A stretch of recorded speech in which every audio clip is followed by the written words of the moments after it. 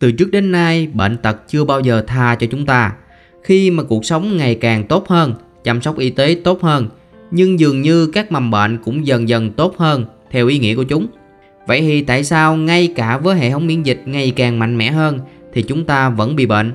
Làm thế nào mà các loại virus như là virus cúm và vi khuẩn như Streptococcus có thể vượt qua hàng rào bảo vệ của cơ thể? Chính xác thì những kẻ xâm lược này sử dụng những tuyệt chiêu hay thủ đoạn như thế nào? Và liệu chúng có thực sự thông minh hơn hệ thống miễn dịch của chúng ta hay không? Chào mừng các bạn đến với Thư viện Nhỏ. Nếu các bạn thích những nội dung như thế này thì đừng quên tặng cho chúng mình một like và một lượt đăng ký nha. Còn nếu bạn thấy có gì đó bất ổn thì hãy vui lòng bình luận bên dưới để tụi mình sửa chữa nha. Đầu tiên thì chúng ta hãy nói về hệ thống miễn dịch. Nó giống như hệ thống an ninh của cơ thể chúng ta, liên tục đề phòng những thứ không thuộc về chúng ta, chẳng hạn như virus hay vi khuẩn. Khi phát hiện ra mối đe dọa, hệ thống miễn dịch sẽ bắt đầu hành động, gửi các tế bào miễn dịch tấn công và tiêu diệt những kẻ xâm lược. Nghe có vẻ đơn giản phải không? Nhưng mà điều đáng chú ý là các mầm bệnh như vi khuẩn và virus đã tiến hóa qua hàng triệu năm để trở thành chuyên gia trong việc đối phó lại các biện pháp phòng vệ này. Vì vậy, hệ thống miễn dịch cần phải đuổi theo kịp, không ngừng phát triển khả năng phản ứng của nó. Những gì chúng ta đang nói đến ở đây là một cuộc chạy đua vũ trang tiến hóa đang diễn ra giữa hệ thống miễn dịch và mầm bệnh. Một trong những thủ thuật lén lút nhất mà mầm bệnh sử dụng được gọi là bắt chước phân tử.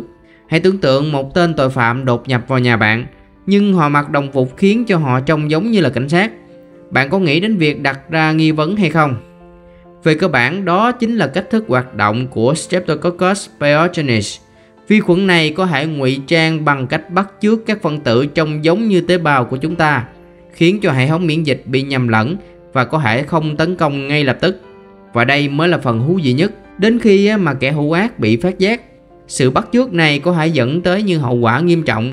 Đôi khi hệ thống miễn dịch bị lừa và tấn công vào cơ thể của chính chúng ta, dẫn đến các bệnh lý tự miễn. Mặt khác, một số loại virus như là virus cúm sử dụng chiến thuật được gọi là biến thể kháng nguyên. Chúng thay đổi protein bề mặt nhanh đến mức hệ thống miễn dịch không thể kịp nhận ra được chúng. Cứ mỗi mùa này qua mùa khác là một chủng virus cúm gần như khác hoàn toàn thứ mà chúng ta đã từng biết lại xuất hiện. Đây chính là lý do tại sao mà mỗi năm thì chúng ta lại phải cần một loại vaccine cúm mới. Một chiến thuật khác nữa là sinh bệnh học nội bào. Một số vi khuẩn như là vi khuẩn lao không chỉ trốn khỏi hệ thống miễn dịch mà còn ẩn náu bên trong tế bào của chính chúng ta. Điều này khiến cho hệ thống miễn dịch gần như không thể nào tiếp cận và tiêu diệt được mầm bệnh. Và cuối cùng là một chiến lược cực kỳ mạnh bạo của bọn virus, đó là ức chế miễn dịch. Tức là bây giờ thay vì đi trốn tránh hệ thống miễn dịch thì loại virus này như là HIV lại tấn công trực tiếp vào hệ thống miễn dịch. Chúng làm cho hệ thống miễn dịch suy yếu đi theo thời gian đến mức không thể chống trả được nữa. Về phần của hệ thống miễn dịch thì đây không phải là một hệ thống yếu kém. Chúng cũng đã tự phát triển những phản ứng phức tạp của riêng mình. Ví dụ như là hệ thống miễn dịch thích ứng là một hệ thống mà chúng có thể học hỏi từ những lần lây nhiễm trước đó trong quá khứ. Một khi nó đã gặp mầm bệnh, nó sẽ ghi nhớ mầm bệnh đó và có thể phản ứng nhanh hơn vào lần tiếp theo. Đây là cách hoạt động của vaccine. Chúng ta sẽ dạy cho hệ thống miễn dịch những gì cần tìm kiếm, những dấu hiệu. Khi đó hệ thống miễn dịch đã được chuẩn bị trước khi mầm bệnh bắt đầu xuất hiện. Vaccine đã là một yếu tố thay đổi cuộc chơi với các bệnh như là sởi, bại liệt và gần đây nhất là Covid-19. Bằng cách mô phỏng mầm bệnh, vaccine cho phép hệ thống miễn dịch phát triển các chiến lược phòng thủ từ trước. Về phía chúng ta thì mình có thể học được gì từ những sinh vật nhỏ bé này? Bằng cách hiểu biết về cách thức mầm bệnh đánh lừa hệ thống miễn dịch, các nhà nghiên cứu đang phát triển ra những liệu pháp điều trị mới. Ví dụ như là các chiến lược tương tự giúp mầm bệnh ẩn khỏi hệ thống miễn dịch có thể được áp dụng trong liệu pháp miễn dịch để điều trị ung thư.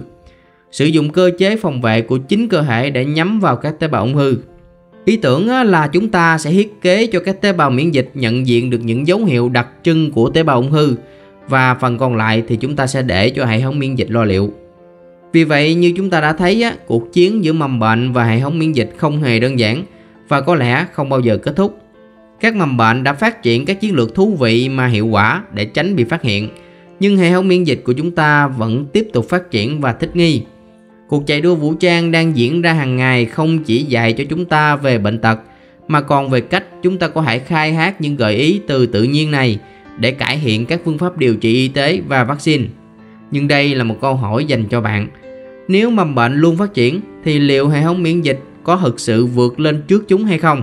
Bạn nghĩ tương lai sẽ ra sao trong cuộc chiến chống lại những kẻ xâm lược cực nhỏ này? Hãy cho mình biết suy nghĩ của bạn trong phần bình luận bên dưới. Và trước khi rời đi, nếu bạn thấy video này thú vị thì đừng quên like và subscribe kênh nha. Cảm ơn và hẹn gặp lại trong các video tiếp theo.